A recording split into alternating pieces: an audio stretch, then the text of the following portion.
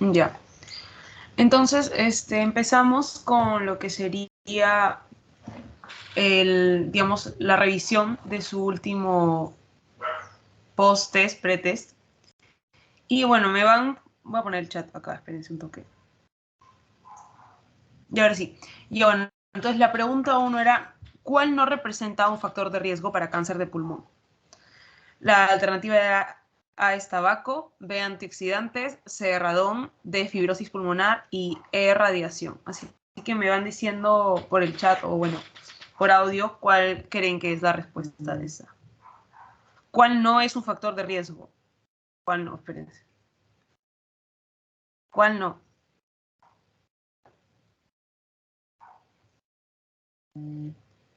B. Sí, ya, está bien, sí. Silvana, Viviana, bien, chicas. Ay, se cae mi celular, espérense. Antioxidantes, sí. Ya bueno, tabaco sabemos de que está completamente relacionado a lo que es cáncer de pulmón, así que va de ley. El radón también estaba en la lista. Obviamente, fibrosis pulmonar digamos, se consideraría algún tipo de comorbilidad, por así decirlo, que ya afecta al pulmón, así que esto también. Y bueno, la radiación que se presenta en casi todos los tipos de cáncer, que digamos la exposición a radiación ionizante también funciona como un factor de riesgo.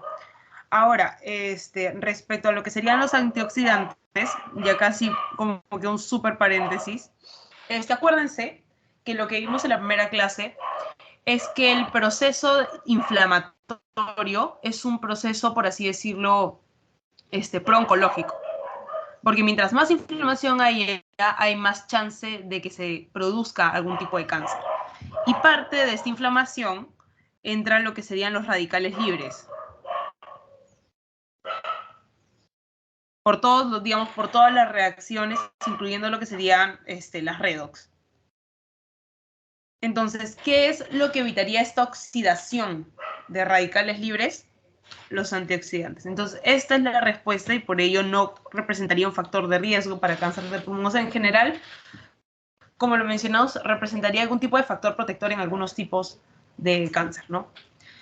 ¿Hasta ahí todo claro o alguna duda con esto?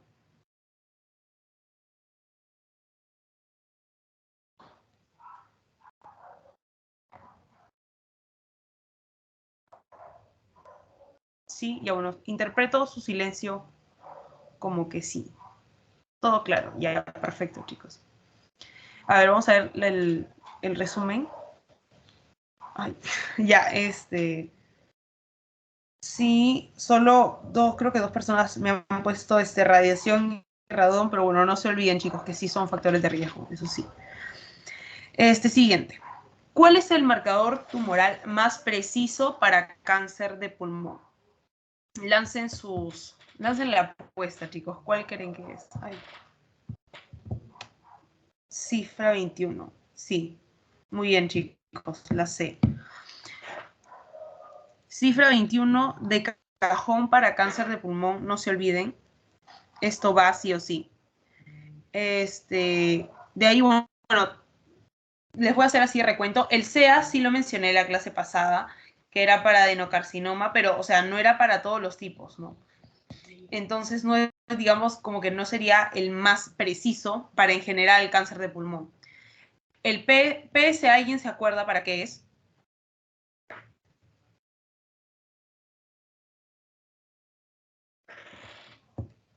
Creo que es antígeno ¿No era para prostático. nivel sérico? No. O sea, ¿para qué tipo de cáncer es Cáncer de PSA? próstata. De Sí. próstata, es antígeno Sí. prostático. Ay, Dios mío, espérense, no se escucho nada. No sé si está mal mi audio. A ver, vuelven a hablar, pero sí no se escucha próstata. No sé quién me hablaba, pero sí escuché eso. Ya. Sí, chicos, es cáncer de próstata. El antígeno prostático específico. Y bueno, ya. De ahí tenemos el LDH, que es la deshidrogenasa láctica, que digamos se podría considerar en diferentes tipos de cáncer. Digamos, es un marcador muy, o sea, no es preciso, no es muy general. Es un reactante, entonces no. Y el CA 125, que bueno, no tenía nada que ver con cáncer de pulmón, así que no. Siguiente pregunta. Respecto a los subtipos histológicos, marque la alternativa falsa. Y así que, chicos, mandan sus apuestas acá. Espérense, me toque que me ha llegado algo ya.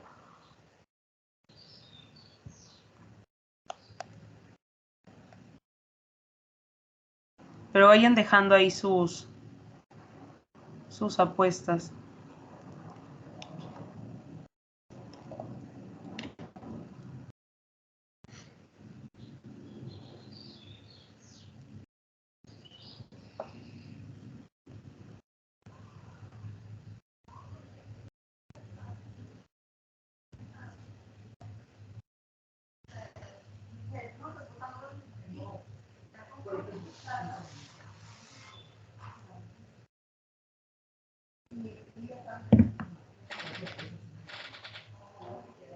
Chicos.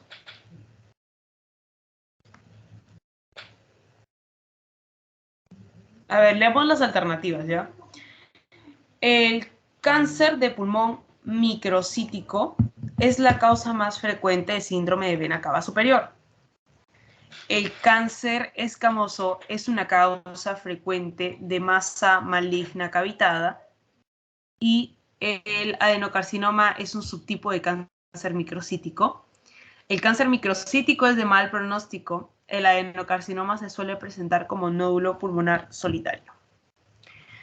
Viviana dice que es la C. ¿Alguien tiene otra opinión? ¿Alguien se lanza con otra alternativa?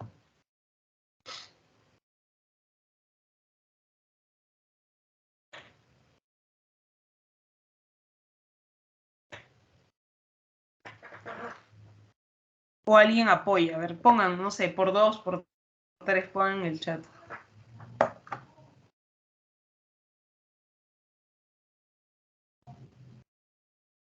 ¿Me están hablando?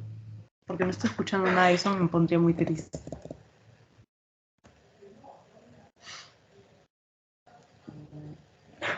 Por 2. Ya, Carmen dice por 2. Ya bueno. Con ustedes, así nomás, con las respuestas que me están dando, efectivamente la respuesta es la C. Es falso que el adenocarcinoma sea un subtipo microcítico, porque es no microcítico.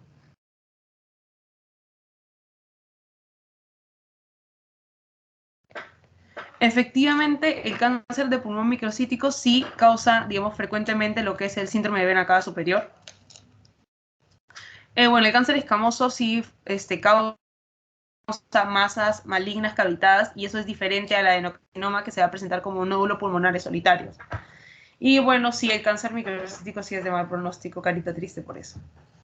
Así que la alternativa falsa era la C. Pregunta 4. Paciente de sexo masculino de 60 años acude a consulta por presentar desde hace 5 meses tos, disnea y dolor a la inspiración, que ha ido agravando con el tiempo. Refiere haber notado una baja de peso porque la ropa le queda más suelta y el examen físico se encuentra matidez en base del hemitórax izquierdo. Usted sospecharía de A. Cáncer anaplásico de células grandes. B. Cáncer de pulmón epidermoide. C. Cáncer de laringe. D. Adenocarcinoma y E. EPOC. Ya, perfecto. Viviana dice que es adenocarcinoma. Hay gente que dice por 2 o hay gente que tiene otra opinión, por favor. Voy a ir viendo mientras tanto cómo fue los resultados de su pasito anterior. Espérense.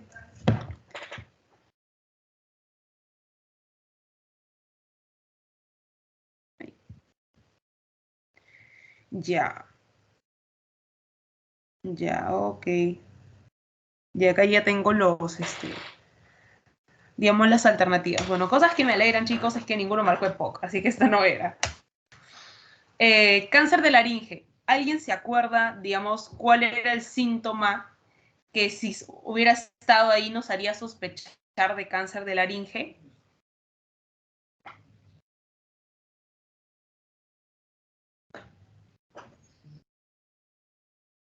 ¿Se acuerdan de ese? Era un síntoma específico, que si bien se podía presentar en cáncer de pulmón, era, digamos, muy poco frecuente. La ronquera. Sí, efectivamente, la ronquera. Entonces, este no es. Y nos queda adenocarcinoma y cáncer anaplásico de células grandes y cáncer de pulmón epidermoide. Entonces, recordando lo que habíamos mencionado, tendríamos, por así decirlo, dos tipos de clínica. Una clínica que es central y una clínica periférica. Entonces, dentro de la clínica periférica nosotros teníamos, digamos, como principal al adenocarcinoma. Yo lo voy a dejar adeno, sí. Si sabemos que el paciente tiene dolor en la inspiración y por ende eso sería un dolor pleurítico, ¿no? Y ya en el examen físico evidenciamos matidez en base del hemitórax, definitivamente debe tener un derrame pleural. Por lo tanto, digamos que este es un cáncer que se presenta de forma periférica y por lo tanto de todas nuestras alternativas, la más correcta sería la de adenocarcinoma, porque los otros tipos son de tipo central, se manifiestan de forma central. Hasta aquí vamos bien, porque espero que esto sí les quede claro, porque en el pasito anterior también se confundieron con epidermoide, con el otro. Pero acuérdense que estos de aquí, ay, espérense un toque, ya. Estos de aquí son centrales. El adenocarcinoma es el periférico por excelencia. ¿Hasta acá todo bien, chicos? Todo bien. Ya, perfecto. Y ya pasamos a la última pregunta, que es acerca del tratamiento. ¿Qué tratamiento indicaría en un paciente con cáncer de pulmón que se ha extendido a órganos distantes? Alternativa A, radioterapia; B, cirugía; C, cuidados paliativos; D, quimioterapia; E, hormonoterapia. Ya, Viviana dice quimio, chicos, le dan el por 2. Ya, Teo también dice quimio D, sí. De Carmen, de Alexandra, sí, quimio. Muy bien, chicos, entonces, en un paciente con cáncer de pulmón que se ha extendido a órganos distantes, definitivamente le tenemos que dar quimio, ¿no? O sea, la respuesta va a ser esta. ¿Por qué cirugía no? Porque cirugía es más que nada cuando lo tenemos de forma localizada. Así que por eso no sería. Radioterapia es cuando tenemos un tumor muy grande que, si bien, o sea, no es que está completamente localizado, pero es muy grande. Entonces necesitamos reducir la cantidad para poder realizar posteriormente una cirugía, ¿no? O de lo contrario, que podría ser más que nada estadio 2, estadio 3. La hormonoterapia no tiene nada que ver con cáncer de pulmón. ¿Hormonoterapia en qué tipo de cáncer lo hemos visto, chicos? Por favor, lo dejan en el chat.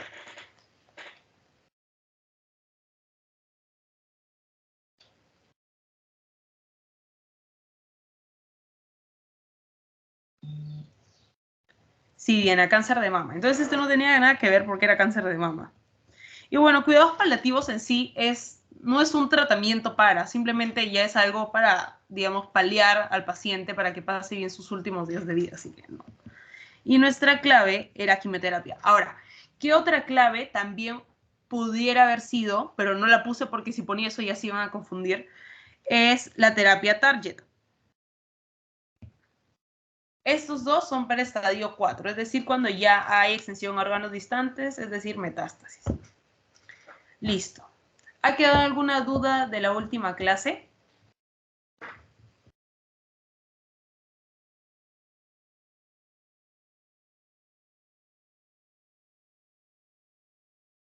No, todo claro. Ya, perfecto. Entonces, ahora sí empezamos con la clase de hoy. Que bueno, su clase de hoy es sarcomas o tumores de tejido blando. Es una clase media tranqui, por así decirlo, porque ahorita van a más o menos entender por qué les digo eso, porque los sarcomas en sí representan un conjunto, no es como las clases anteriores en las que hemos visto cáncer de mama que se divide de forma, por ejemplo, los luminales, ER2 puro. No, esto es un grupo completamente extenso y definitivamente no se les va a enseñar cada tipo porque no terminamos nunca, ¿no?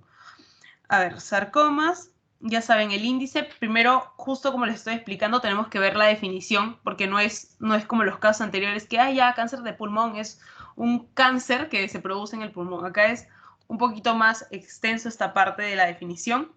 Epidemiología, la clasificación, características y diagnóstico con tratamiento. Entonces, empezamos con la definición de sarcomas. Y como les he dicho, los sarcomas no van a ser, así como las clases anteriores, un tipo de cáncer para un órgano. Los sarcomas van a abarcar un montón de tejidos.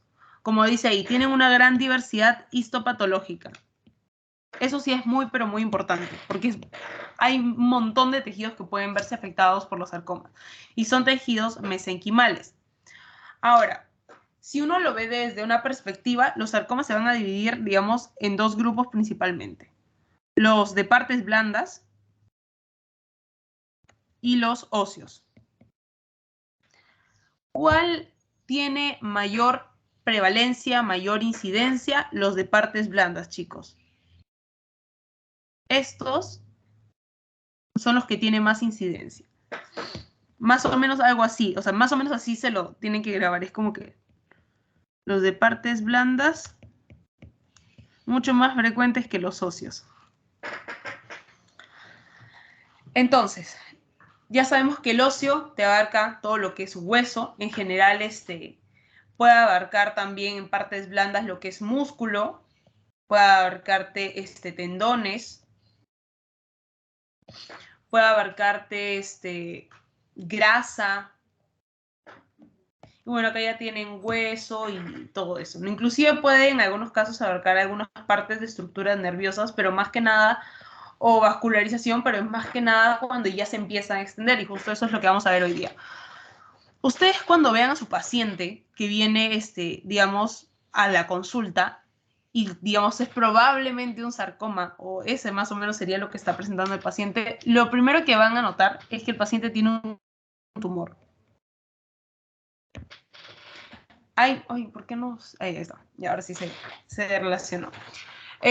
Lo primero que ve es que el paciente tiene un tumor. Por ejemplo, este es un tumor que se encuentra en la zona, bueno, en la parte dorsal, y se encuentra más que nada en la zona del hombro, ¿no? Del hombro izquierdo.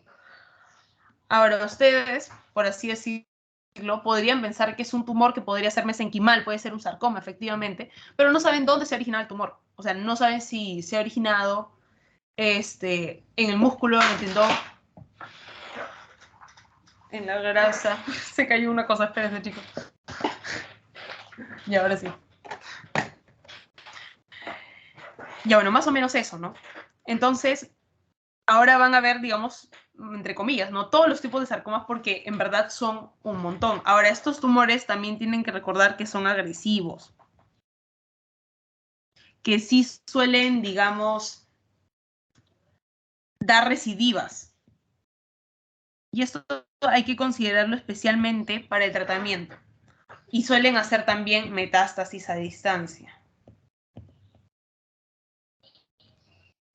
Por ejemplo, en la clase no se les especifica, pero ¿por qué especificamos acá metástasis a distancia? Porque el doctor lo que les va a mencionar es de que solo hay 5 tipos que no hacen metástasis, digamos, ganglionar, ¿ok? No hace metástasis ganglionar. Es más típica la metástasis a distancia en estos casos. Ok, entonces pasemos a lo que les mencioné. Porque esta tabla que ven aquí, chicos, enorme, y la deben estar observando mejor en el PDF que tienen, son todos los sarcomas. Literalmente son todos, y acá salen, digamos, la célula de la que proviene. Por ejemplo, tenemos o de tipo de adipocito, osteocondrales, fibroblásticos, fibrostocíticos, de la vaina nerviosa, y acá digamos, hay que resaltarlo, porque en estos casos de la vaina nerviosa son por una neurofibromatosis, que digamos puede derivar eso, aumenta tu riesgo. Después, bueno, pericístico, de músculo esquelético, de músculo liso, o inclusive vasculares, o bueno, de diferenciaciones inciertas. Y acá tienen otra tabla en las que, digamos, están los subtipos más representativos. Entonces, aquí digamos que les voy a pedir que recuerden sus clases de patología por la nomenclatura de las neoplasias. Si se dan cuenta, aquí tienen un tumor adiposo que se llama liposarcoma, pero también existen los lipomas, que son también tumores adiposos, sin embargo que la diferencia es que este sí es cáncer y el lipoma no es una tumoración benigna. Entonces, tumores fibroblásticos y miofibroblásticos tienen fibrosarcoma. ¿Cuál sería la versión benigna? Un fibroma. Más o menos así. Y bueno, la lista, como ven, es enorme. O sea, sarcoma pleomórfico y diferenciado, histiocitoma fibroso maligno, leiomiosarcoma, rhabdomiosarcoma, que son de músculo liso, músculo esquelético, tumores vasculares, angiosarcoma, perivasculares, osteocondrales, los osteosarcomas también importantes. Los de los nervios periféricos, como mencioné, la vaina de nervio periférico maligno, con diferenciación incierta ya tienen sinovial, epiteloide y así.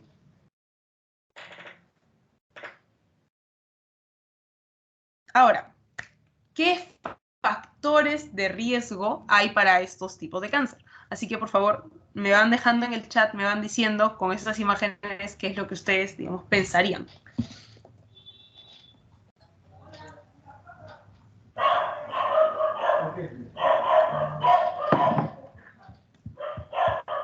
Está cargando. Ya, edad. Sí, efectivamente la edad. No es, por así decirlo, que hay una edad en la que se presenta específicamente, pero principalmente se va a presentar varón, Teo, muy bien. Varón y edad, perfecto. Primero, que sabemos que en hombre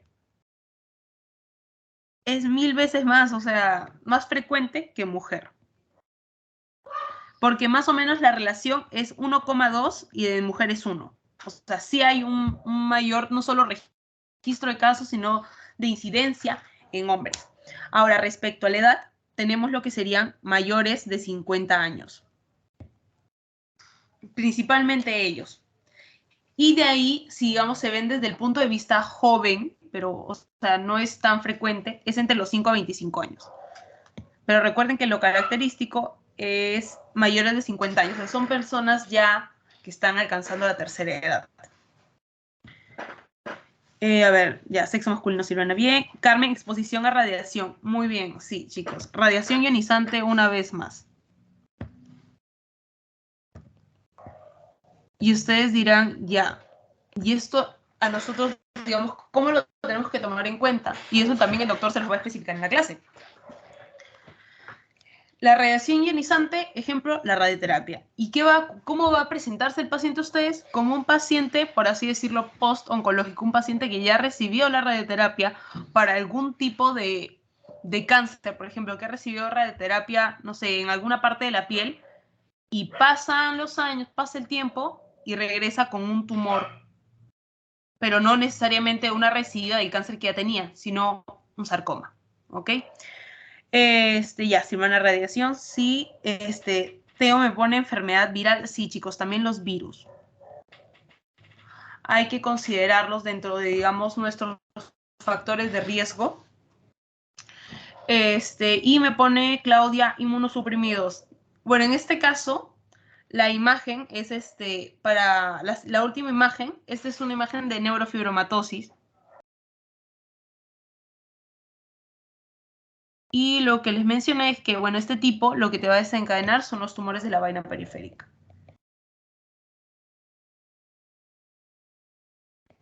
Y digamos, como este ejemplo, también hay un montón de otras enfermedades que te pueden representar un factor de riesgo para terminar con algún tipo de sarcoma en tu cuerpo.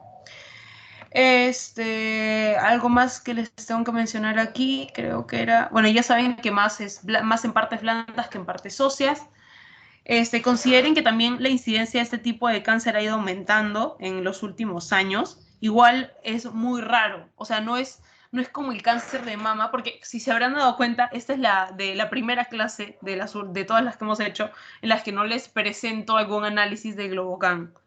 Y esto es porque, como son muchos subtipos, entonces es difícil que sea considerado en su análisis completo. Simplemente ahí está mucho más específico y en verdad mostrarles, digamos, tablas, epidemiología, solo de un tipo de sarcomas es mucho más complicado. Pero en sí han aumentado su incidencia en los últimos años y podría representar el 1% de todos los tipos de cáncer, ¿no? O sea, no es tan común. ¿Qué más tiene que considerar como factor de riesgo? Bueno, la presencia de ese tumor en, casi como 90%, pero la presencia del tumor en raza blanca también. Esas son cosas que deben considerar. ¿Hasta acá todo bien, chicos? Sí, todo claro. Ya, listo. Entonces pasamos ya, bueno, una vez reconociendo estos factores de riesgo, pasamos a la clasificación de acuerdo a la edad. Porque como vieron, son un montón de sarcomas.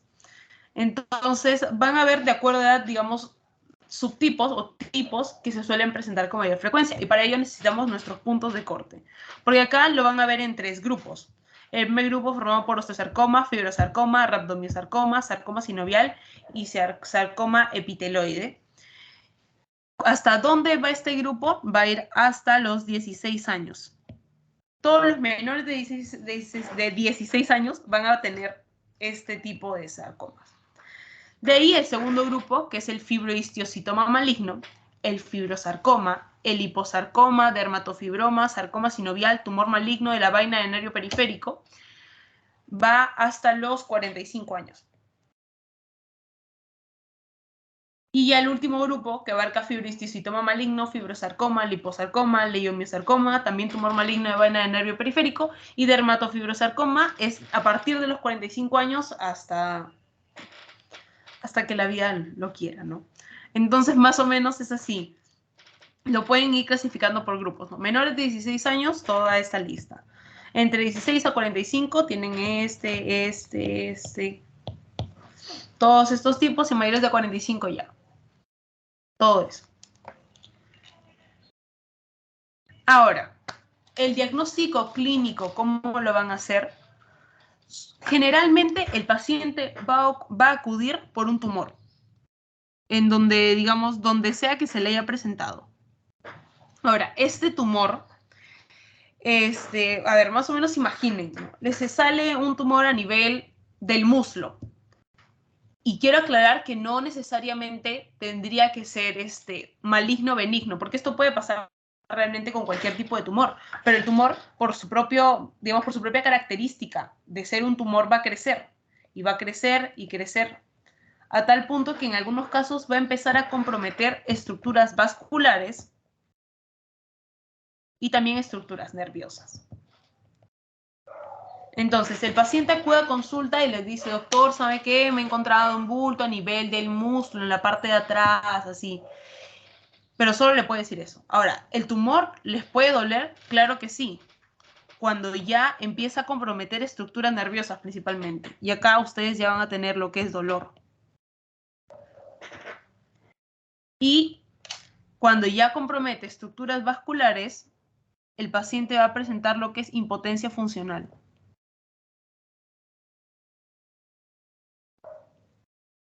Más o menos es así como el paciente se les va a presentar de forma clínica, ¿no? Y lógicamente, o sea, uno no les puede decir, en todo paciente que tenga sarcomas va a tener, no sé, dolor en el hombro izquierdo, porque obviamente los sarcomas, al ser tumores mesenquimales, se van a aparecer en diferentes partes del cuerpo. Pero en general, primero con tumor. De ahí puede ser o con dolor, por lo que sería fibras nerviosas, impotencia funcional, y bueno, vascular ya es más complicado, ¿no? Hasta acá vamos más o menos bien con esto. Y quiero que tomen en cuenta que para obviamente poder dar el diagnóstico de sarcoma, yo voy a tener que hacer la biopsia. Que bueno, también hay otro apartado con eso. Pero aparte de esta biopsia, recuerden que yo voy a tener que sea benigno en general, no hablando, no como un sarcoma, como un tumor en general, o maligno, que el maligno ya sabemos que es obviamente sarcoma, ¿no? O sea, ya está confirmado. Sin embargo, recuerden que si se empieza a, digamos, extender hacia zonas vasculares, hacia zonas nerviosas, sea el tumor benigno o sea maligno, ya está comprometiendo la funcionalidad de la persona. Entonces, tendría que tener hasta cierto punto algún tipo de cirugía para, digamos, no evitar de que siga creciendo el tumor, pero para disminuir esta dificultad que se le presenta al paciente. Ahora, diagnóstico radiológico. Y ahora sí hablando impropiamente de un sarcoma, se presenta el tumor, biopsia positiva, para cualquier tipo de los sarcomas que han visto. Y acá lo que van a tener, digamos, que considerar es la ubicación. Por ejemplo, si se encuentra en todo lo que es el tronco, en todo lo que es el tórax, ustedes lo que van a pedir va a ser su resonancia magnética. Van a pedir de todo lo que es tórax también, abdomen y pelvis. Para ver, valorar la extensión y ver qué tanto ha podido comprometer o si es que ya hay extensión a distancia. Y cuando es en el caso de una extremidad, que sí puede pasar, y bueno, eso también es importante considerar la ubicación para el tratamiento, porque en algunos casos el tratamiento puede requerir de amputaciones, bueno, resonancia magnética del miembro afectado y la tomografía. Ahora, ustedes ya saben muy bien que aparte de todo esto, lo que se puede pedir, y como les digo, es dependiendo más que nada de la accesibilidad del paciente, es el PET-CT. Y acá sí se valora la extensión corporal completa.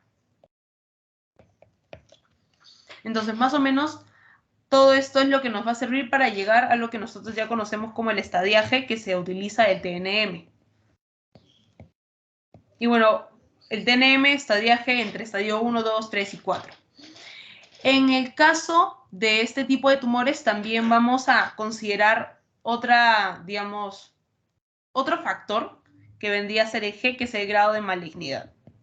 Que igual luego les voy a mostrar una tabla más o menos para que vean cómo es los diferentes estadios de acuerdo a esto. Porque ya saben que el básico es que vendría a ser G, G1, G2, G3, ¿no? Y obviamente G3 es mientras más grado de malignidad tenga. Ahora, los diagnósticos diferenciales de los sarcomas. Va a depender, lógicamente, de la ubicación, pero puede ser, por ejemplo, un ganglión en el cual, digamos, el líquido articular, por así decirlo, como que se encapsula. Ojo que el ganglión es diferente al quiste sinovial, ¿sí? Pero más o menos ocurriría, digamos, un tumor, por ejemplo, en la muñeca, en la mano. Es donde más suele ocurrir, digamos, la presencia de gangliones. Y obviamente esto también genera cierto disconfort en el paciente, dependiendo de, uno, qué tan grande es el ganglión, y dos, en qué zona específica esté ubicado, ¿no? Porque si yo tengo un ganglión en la mano, probablemente se me sea difícil emplearla. Si yo tengo un ganglión en otra parte de mi cuerpo, no lo voy a poder utilizar de la misma forma que lo hacía antes, porque me va a empezar a doler. Y ahí es cuando acuden al médico y todo eso. Digamos, diagnóstico diferencial, la presencia de algún tipo de absceso. El absceso, ya saben que lo vamos a encontrar, digamos, con todas las características de inflamación. Eritema, el tumor, obviamente, por eso también es, rubor, calor también en la zona, y obviamente también puede producir lo que es fiebre en el paciente. Entonces, hay otra que considerar. La presencia de un hematoma, que ya saben que vendría a ser la colección de sangre, ¿no? Pues produce, digamos, en cierta forma produce un tumor, como se puede observar en la imagen, y lo que más se va a o sea, clínicamente, lo que más nos puede ayudar a diferenciarlo de algún tipo de otro tumor, como está en la imagen, en la primera imagen de un sarcoma, es que va a tener cambios a nivel de la piel, pues lógicamente, por el hematoma, y a lo largo del pasar de los días, primero puede ser negro, luego pasa a un color violáceo, luego hacia amarillo verdoso y así sucesivamente. Y bueno, lo último que vendría a ser un linfangioma también, que lo pueden considerar como diagnóstico diferencial, pero aquí, digamos, también consideren la ubicación, ¿no? ¿Dónde puede haber algún tipo de malformación linfática por la extensión? Hasta aquí todo claro, chicos.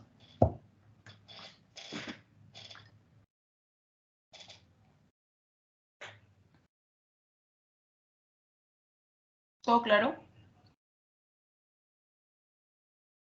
Sí, todo claro.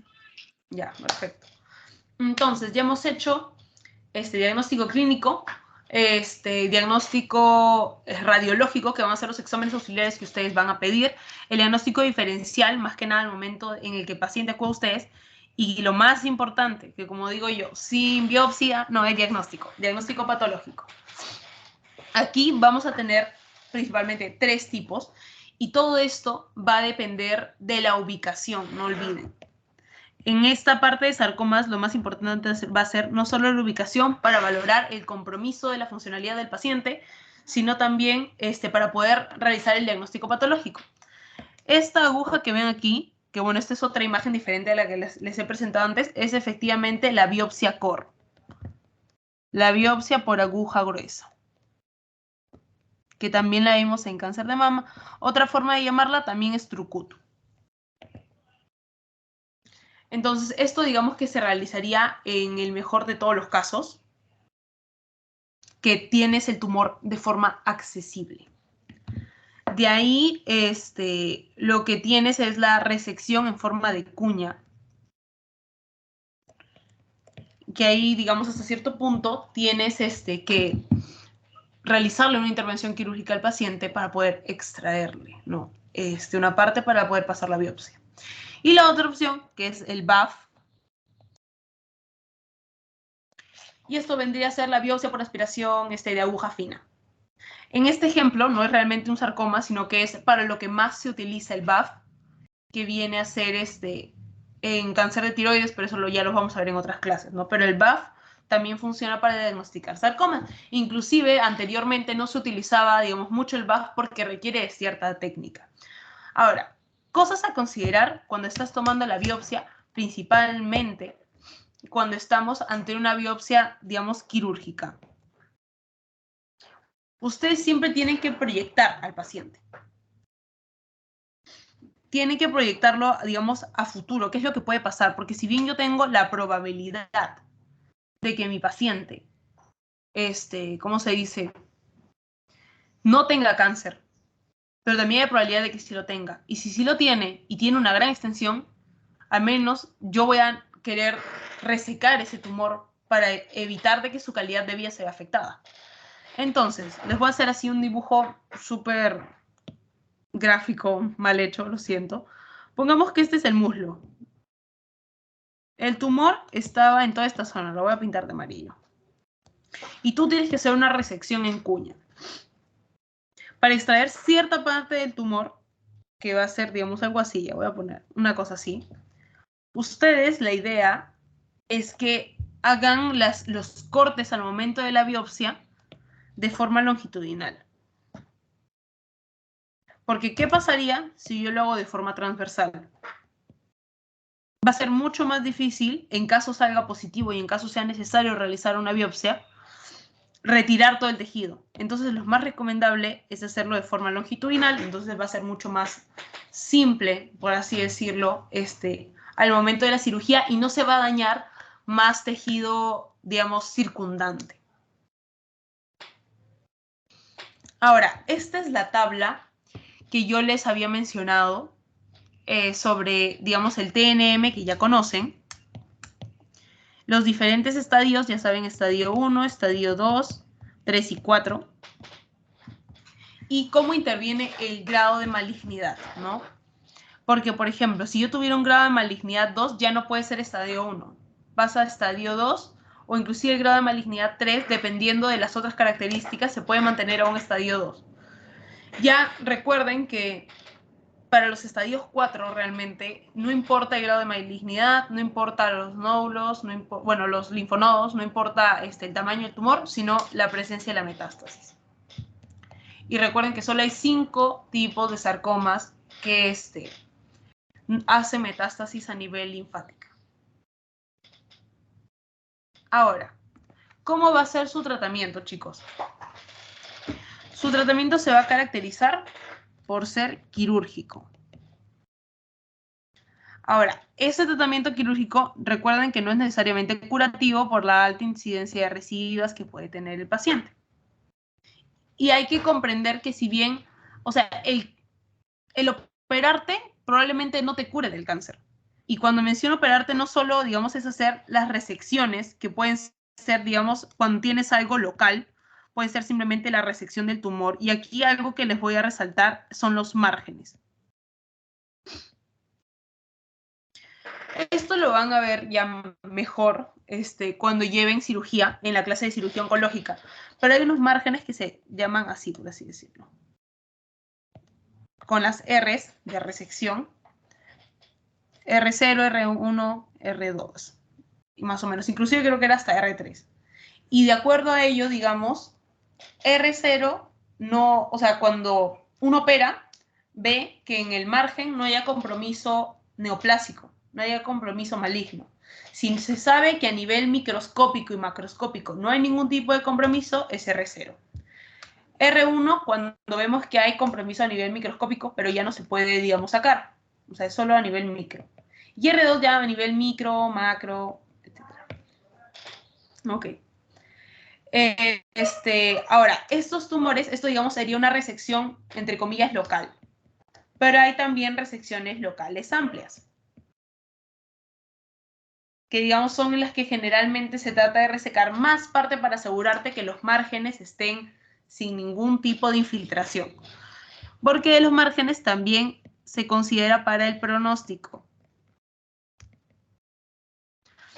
Ahora, ¿por qué les digo que la cirugía no es necesariamente curativa? Porque en algunos casos, dependiendo de ubicación, dependiendo de la situación del paciente en sí, parte del tratamiento puede ser la amputación.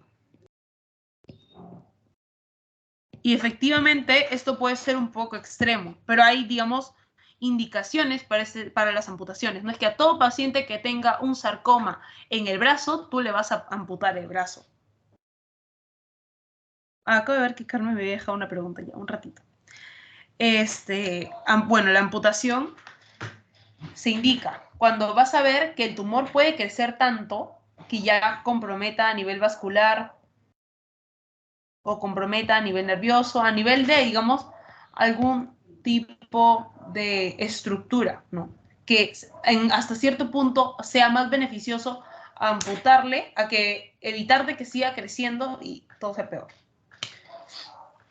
Y bueno, el tratamiento también puede ser con lo que ya conocemos, radioterapia, disminuir el tamaño, quimioterapia. Esto es más que nada, bueno, esto más que nada se los voy a explicar ahorita, porque hay un estudio que el doctor les va a presentar en la clase.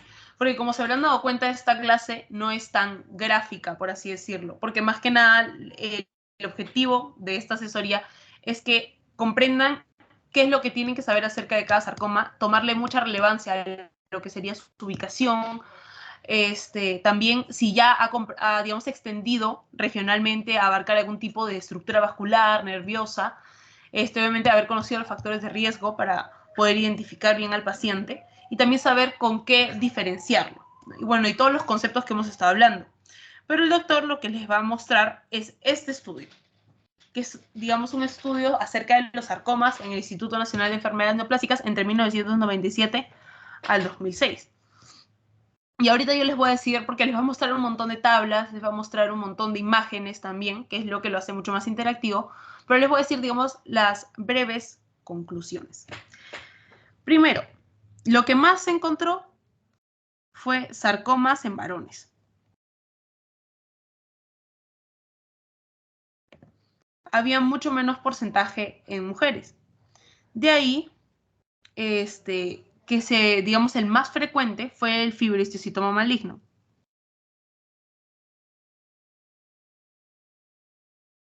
Ya lo voy a poner así, maligno. ¿Qué otra cosa más aparte de ello acerca de la clínica del paciente? ¿Cómo es que el paciente llegó al INEN? ¿Cómo llegó? Primero, y lo más común en todos, fue la presencia de solo tumor. Solo tumor. Luego, ya tuvo la presencia de tumor más dolor, como les menciono, por la extensión hacia algún tipo de estructura nerviosa. Tercero, el paquete completo. Tumor, dolor, impotencia funcional. Y el cuarto puesto era solo dolor. Más o menos así fue la clínica. Ahora, ¿qué ocurre con el INEN? que al INEN generalmente ya van pacientes referidos. Es decir, el paciente estuvo en un hospital antes, le tomaron su biopsia, salió positiva y lo refirieron, no está bien, y lo refirieron al INEN. ¿Qué significa esto? Uno, no sabían, digamos, qué tipo de biopsia le habían tomado al paciente. Como les mencioné, fue parte del estudio también conocer los tipos de biopsia que les habían tomado, pero en la mayoría de casos no tenían esa biopsia. Sabían que era biopsia positiva, sabían el diagnóstico, pero no sabían si esa biopsia, digamos, había sido correctamente tomada. ¿Ya qué digo yo con correctamente tomada? Porque la biopsia pudo haber sido tomada en un paciente de forma transversal. O sea, el corte que se le hizo al paciente fue de forma transversal. Y entre comillas, esto puede empeorarnos todo el pronóstico.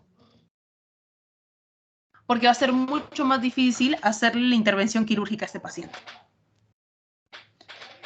Entonces, respecto al tratamiento que se le brinda a estos pacientes, principalmente los que se les brindó ya fue quimioterapia.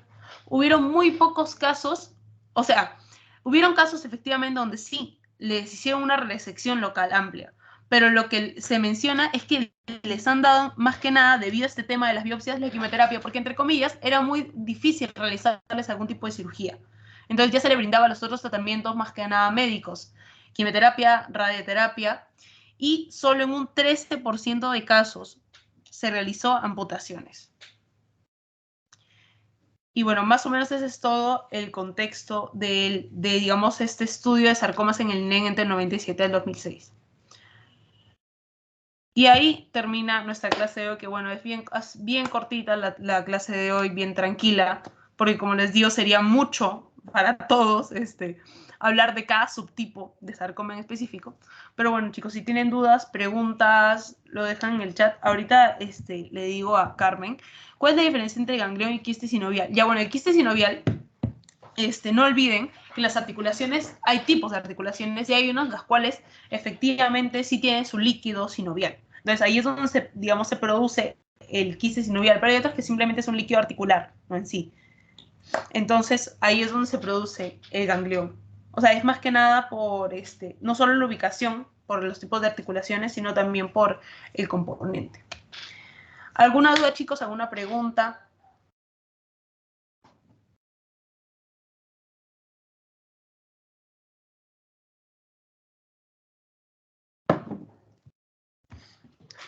¿Todo claro? Todo claro, Carmen, ya, perfecto. ¿Quieren que repita, regrese a alguna parte? Todo claro. Ya, genial. Bueno, chicos, entonces vamos a pasar al banco.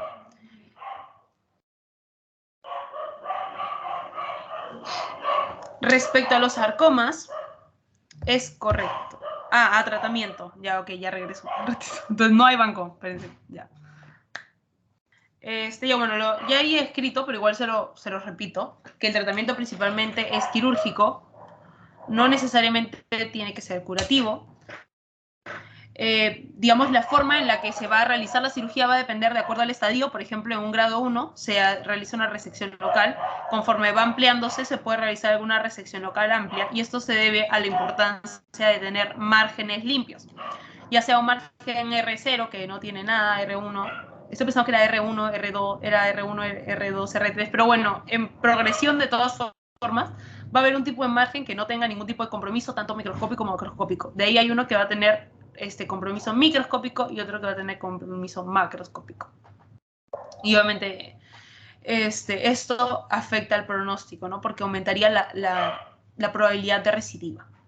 Ahora, parte de estas intervenciones quirúrgicas, dependiendo del caso, tenemos lo que serían amputaciones, que es más que nada cuando ya puede haber, digamos, cuando ya hay compromiso vascular, lógicamente es mucho más difícil todo este proceso, ¿no?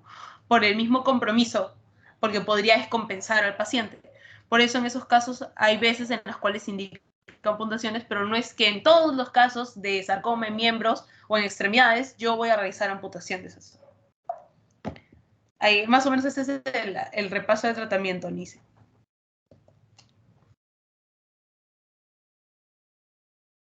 Gracias, ya, listo. Entonces, ahora sí pasamos al banco. Primera pregunta. Respecto a los sarcomas, es correcto. A. Los liposarcomas afectan con mayor frecuencia a niños. B. El 76% se presenta en tejido óseo. C. Es más frecuente en mujeres que en varones. D. Ninguna es correcta. E. 76% se presenta en tejidos blandos. ¿Cuál creen que es correcta? Lancen sus respuestas.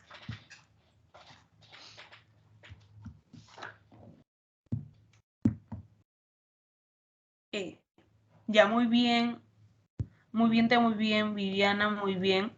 ¿Por qué me sale qué mensajes nuevos? Ahí ya me está empezando a llegar recién. Ya, sí, chicos, muy bien. La respuesta es la E. Porque, como les dije, la prevalencia es mayor en tejido blando. Recuerden, blando, óseo. Así que acá es como que 70%, 30%, algo así. Más o menos así es la proporción, pero principalmente son tejidos blandos. Entonces, la respuesta es esta. ¿Es más frecuente en mujeres que varones? Falso. Esto ya, bueno, ya hemos dicho que era falso. Bueno, esta es la super lista que les he clasificado así para que sea más fácil que se la aprendan, porque en verdad es súper complicada, pero bueno. Y la última pregunta, creo, sí, la última pregunta es, paciente varón de 16 años, con tumoración de 20 centímetros en pierna derecha, limita deambulación, realiza radiografía en la que se muestra erosión cortical con destrucción ósea, compromiso marcado de partes blandas. ¿Cuál es el diagnóstico más probable?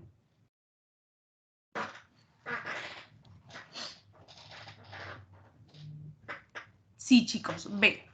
La respuesta acá es B. Por el compromiso óseo, porque te dice exactamente que hay erosión de la cortical con destrucción ósea. Se hace una radiografía. En la radiografía principalmente tú vas a ver hueso. Bueno, definitivamente las otras no tienen nada que ver. Liposarcoma, por ningún lado. Linfoma, ni siquiera forma parte de los sarcomas, así que cancelada esa alternativa. Y ya, esas eran las preguntas de banqueo de esta semana. Espérense, voy a dejar de compartir.